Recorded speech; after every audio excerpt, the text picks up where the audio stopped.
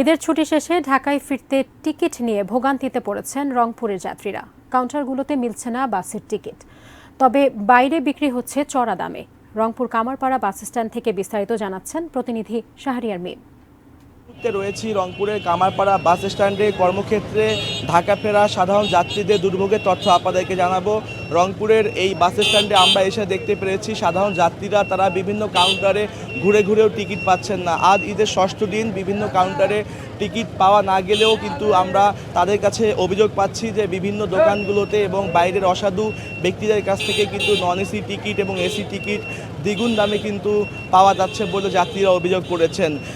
গত ঈদে আমরা দেখেছি জেলা প্রশাসন এবং ভোক্তা অধিকার সংরক্ষণ অধিদপ্তরের পক্ষ থেকে এই বাস কাউন্টারগুলোতে বিভিন্ন অভিযান ছিল এই টিকিটের দাম বৃদ্ধির বিষয়ে। ঈদের ছুটি শেষে একই সাথে কিন্তু সবাই তাদের কর্মস্থলে ফিরতে যাচ্ছেন, যার কারণে এত পরিমাণে টিকিট মিলছে না, যার ফলেই কিন্তু এই ভোগান্তি।